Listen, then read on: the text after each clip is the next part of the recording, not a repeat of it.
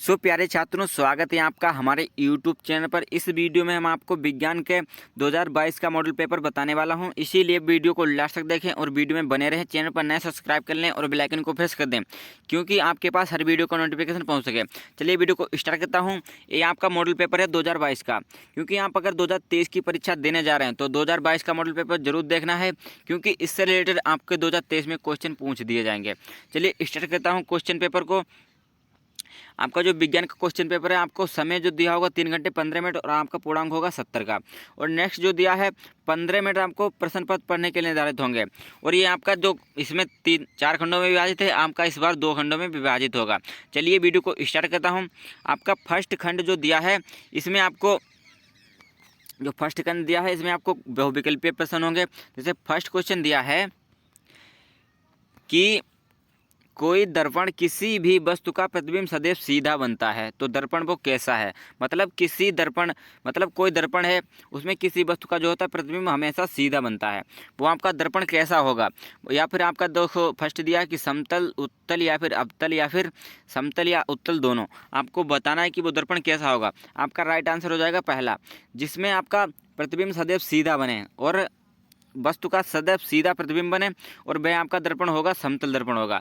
First वाला आपका right answer हो जाएगा। नेक्स्ट क्वेश्चन आपका दूसरा दिया है कि सामान्य आँख के लिए दूरबिंदु होता है, मतलब जो आपकी सामान्य आँखें होती है उसके लिए दूरबिंदु कौन सा होता है, 25 सेंटीमीटर या फिर अनंत पर या 100 सेंटीमीटर या फिर 50 सेंटीमीटर। कमेंट में जरूर बताना। आपका हो जाएगा फर्स्ट वाला ऑप्शन सही, 25 सेंटीमीटर जो होते हैं सामान्य आँखों के लिए दूरबिंदु होता है। नेक्स्ट क्वेश्चन आपका तीसरा दिया है कि किसी चालक में 2 एम्पीयर की धारा प्रवाहित हो रही है, मतलब 2 एम्पीयर की धारा प्रवाहित हो रही है। 2 सेकंड में चालक से गुजरने वाले आवेशों की मात्रा कितनी होगी। आपको बताना है कि आवेशों की मात्रा कितनी होगी। आपके पास 4 विकल्प दिए हैं, 4 कूलम या फिर 1 कूलम या फिर 6 कूलम या फिर 8 कूलम। आपको बताना है कि चालक में जो प्रति 2 सेकंड में चालक से गुजरने वाले आवेश की मात्रा कितनी होगी। आपको गुणा कर देनी है, 2 दूनी 4, यानी कि आपकी 4 हो जाएगी। फर्स्ट वाला क्वेश्चन आपका सही हो जाएगा। नेक्स्ट क्वेश्चन आपका दिया है कि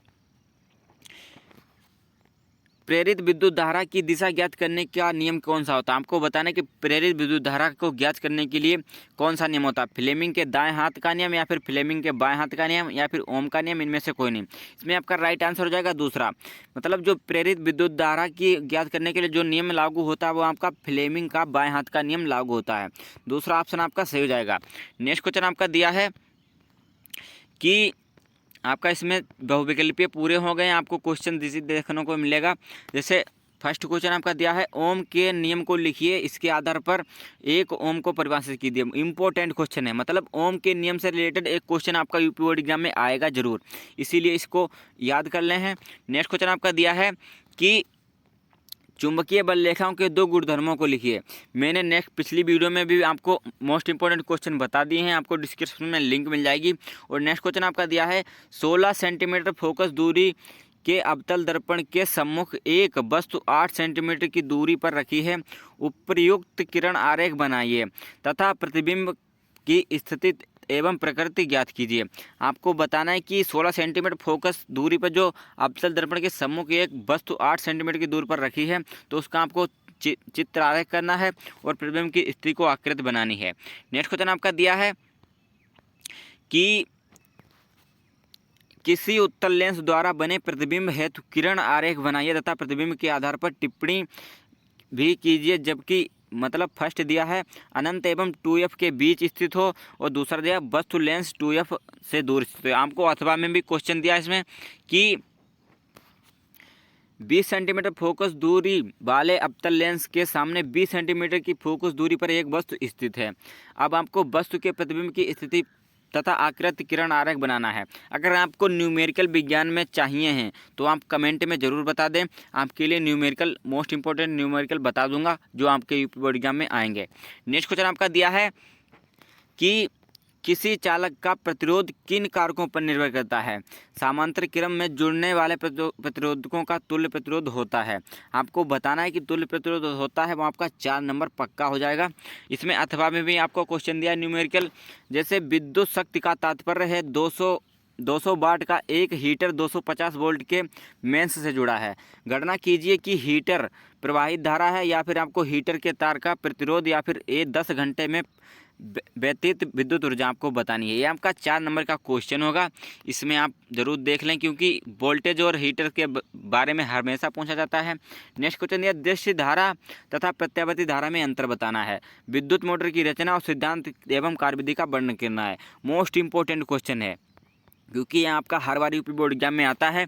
नेक्स्ट क्वेश्चन आपका दिया है कि फ्लेमिंग के बाएं हाथ का नियम लिखिए। एक समान चुंबकीय क्षेत्र में रखे धारावाही चालक पर लगने वाले बल का मान किन किन बातों पर निर्भर करता है। आपको बताना है कि फ्लेमिंग के दाएं हाथ का नियम और समान चुंबकीय क्षेत्र में रखे धारावाही चालकों पर लगने वाले बल का मान किन किन बातों पर निर्भर करता है। यदि धारा प्रवाही चालक चुंबकीय क्षेत्र के नंबर 1 समांतर तथा लंबवत हो, बल पर क्या प्रभाव पड़ेगा। आपको बताना है कि बल पर क्या प्रभाव पड़ेगा या फिर बस समांतर हो। नेक्स्ट क्वेश्चन आपका दिया है कि आपका खंड खा दिया है, इसमें आपको बताना है बहुविकल्पीय क्वेश्चन होंगे। जैसे आपका खंड खा में दिया है फर्स्ट क्वेश्चन, निम्नलिखित में से लवणीय मतलब लवण कौन सा है। मतलब आपको बताना है कि निम्नलिखित में से अम्लीय लवण कौन सा है। आपका फर्स्ट दिया है कैसियन, दूसरा दिया है NaHSO4 या फिर तीसरा दिया है NaCl और चौथा दिया है Na2SO4। आपको बताना है कि अम्लीय लवण कौन सा है। आपका इसमें दूसरा वाला राइट आंसर हो जाएगा क्योंकि अम्लीय लवण होगा सोडियम हाइड्रोसल्फेट, मतलब आपका जो हो जाएगा दूसरा ऑप्शन से हो जाएगा। नेक्स्ट क्वेश्चन दिया है कि Fe, मतलब आपका दिया है कि FeO3 प्लस Al2 एरो आपका दिया है कि Al2O3 प्लस Fe, मतलब ये आपकी कौन सी अपक्रिया है, आपकी किस प्रकार की अपक्रिया है। इसमें आपको बताना है संयोजन अपक्रिया या फिर वियोजन अपक्रिया है या फिर आपकी विस्थापन अपक्रिया या फिर द्विविस्थापन अपक्रिया।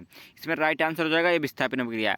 मतलब ये जो एक दूसरे को विस्थापित कर रही है, मतलब इससे जो FeO3 है आपका इस मतलब जो Fe होता है आपका रिजेक्ट हो जाएगा इधर के लिए। आपका ऑक्सीजन जो होगा आपका एल्युमिनियम के साथ अपक्रिया कर लेगा और Fe आयरन जो होगा आपका अकेला रह जाएगा। नेक्स्ट क्वेश्चन आपका दिया है कि एल्युमिनियम की सतह पर ऑक्सीजन परत बनाना कहलाता है। मतलब जो एल्युमिनियम की परत पर जब ऑक्सीजन की परत बनती है, मतलब सतह पर जो होती है आपकी ऑक्सीजन की परत बनती है, वो क्या कहलाता है। एनोडिंग या फिर कैंटिनेशन या फिर बेरस्मीकरण या फिर इनमें से कोई नहीं। इसमें आपका राइट आंसर हो जाएगा एनोडीकरण कहते हैं। मतलब एनोडिंग या फिर आप एनोडीकरण भी कह सकते हैं, इसे हम एनोडिंग कहते हैं। नेक्स्ट क्वेश्चन आपका दिया है कि आपका इसमें जो क्वेश्चन दिया है कि आपको बताना है कि वियोजन अपक्रिया क्या है। एक उदाहरण बताना है आपको, वियोजन अपक्रिया बतानी है। फिर आपको बताना है कि प्लास्टर ऑफ पेरिस बनने की विधि का उपयोग लिखिए।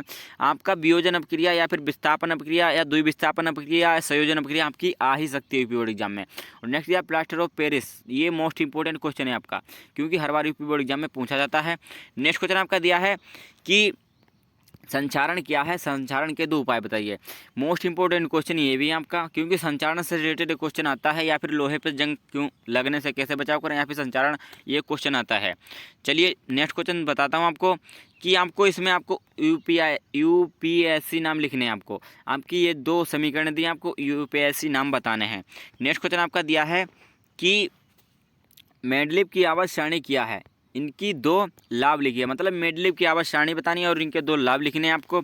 मोस्ट इंपॉर्टेंट क्वेश्चन है मेंडलीव के ऊपर आपका एक क्वेश्चन जरूर उठता है यूपी बोर्ड एग्जाम में। नेक्स्ट क्वेश्चन आपका दिया है कि आपको या फिर समीकरण लिख देनी है या फिर इस पर संक्षिप्त टिप्पणी लिखिए। मतलब संतृप्त और असंतृप्त हाइड्रोकार्बन पर या दहन या संकलन अभिक्रिया पर या फिर मिसेल मतलब साबुनीकरण के ऊपर आपको लिखना है। मिसेल या फिर मिसाइल के ऊपर मत लिखे आना क्योंकि बहुत बच्चे कहते हैं मिसेल पूछा मिसाइल के ऊपर लिखे आते हैं। इसमें आपको साबुनीकरण पर टिप्पणी लिखनी है। इसमें आप अथवा में भी आपको दिया है कि निम्नलिखित में रासायनिक समीकरण लिखिए। आपको रासायनिक समीकरण भी लिख सकते हैं या फिर आपको टिप्पणी नहीं आती है। एथेनॉल सोडियम के साथ अपक्रिया कराता है। आपका एक क्वेश्चन हो जाएगा इसमें 1 नंबर का। इसमें एथेनॉल सोडियम मतलब एथेनाइक सोडियम जो होता है हाइड्रोक्साइड के साथ अपक्रिया कराता है, आपको समीकरण लिखनी है। नेक्स्ट दिया एथेनाइक अम्ल को सोडियम कार्बोनेट से अपक्रिया करता है, तो आपको समीकरण लिखनी है। नेक्स्ट क्वेश्चन आपका खंड खा में दिया है कि खंड खा में आपके बहुविकल्पीय प्रश्न है। जैसे मेंडलीव के अनुसार मटर के शुद्ध लंबे पौधे का जीन प्रारूप होता है। मतलब शुद्ध लंबे पौधे का जीन प्रारूप होता है वो कैसे होता है। टी या फिर कैपिटल टी या फिर कैपिटल टी स्मॉल टी या फिर टी स्मॉल होगी या फिर स्मॉल टी या फिर टी होगी। इसमें आपका लंबा जो पौधा होता है वो कैपिटल टी के रूप में मतलब प्रारूप होता है। आपका फर्स्ट वाला ऑप्शन सही जाएगा। नेक्स्ट क्वेश्चन दिया है कि सुपोषी पोषण से आप क्या आवश्यक है, मतलब क्यों आवश्यक है। यहाँ पर क्या है, यहाँ पर होगा हेतु क्यों आवश्यक है। आपको दिया है कि कार्बन डाइऑक्साइड तथा जल या फिर क्लोरोफिल या फिर सूर्य का प्रकाश। मतलब सुपोषी पोषण के लिए सभी चीज़ें आवश्यक हैं, मतलब आपका इनमें से सभी, मतलब सूर्य का प्रकाश भी आप आवश्यक है और क्लोरोफिल भी आवश्यक है और कार्बन डाइऑक्साइड जल भी आवश्यक है।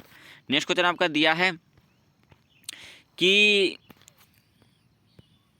मूत्र निर्माण होता है, मतलब आपको बताना है कि मूत्र निर्माण होता है वक्र में होता है या फिर यकृत में होता है या फिर प्लीही में होता है या फिर हृदय में होता है। आपका फर्स्ट राइट ऑप्शन हो जाएगा, मतलब जो मूत्र विसर्जन होता है, मूत्र का निर्माण होता है या फिर आपका वक्र में होता है। नेक्स्ट क्वेश्चन आपका दिया है कि लार में कौन सा एंजाइम पाया जाता है। आपको बताना है कि लार में कौन सा एंजाइम पाया जाता है, पेप्सिन या फिर एमिलेस या फिर ट्रिप्सिन या फिर लाइपेस। आपको बताना है कि लार में कौन सा एंजाइम पाया जाता है, वो आपका दूसरा ऑप्शन से जाएगा, मतलब एमिलेस एंजाइम पाया जाता है लार में, जो आपका पाचन में कार्य करता है।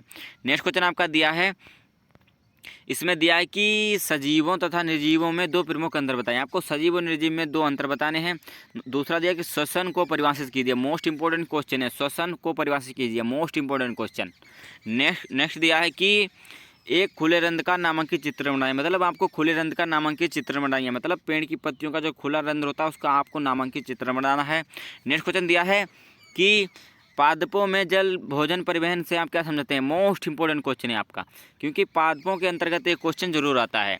नेक्स्ट क्वेश्चन आपका दिया है मानव मादा, मतलब मानव मादा जनतंत्र का सचित्र वर्णन कीजिए। आपको चित्र मानव मादा का जरूर बना लेना है, क्योंकि हर बार यूपी बोर्ड एग्जाम में आ जाता है। या फिर ये गुणसूत्र किसे कहते हैं, मानव में लिंग निर्धारण प्रक्रिया का वर्णन कीजिए, मोस्ट इंपॉर्टेंट क्वेश्चन है आपका, हर बार यूपी बोर्ड एग्जाम में पूछा जाता है। या फिर आपका अथवा में दिया है, वो अगर आपको नहीं आता तो आप ये भी लिख सकते हैं, अपशिष्ट उत्पाद क्या है, इसके निम्नीकरण के विधियों का उपयोग उल्लेख कीजिए।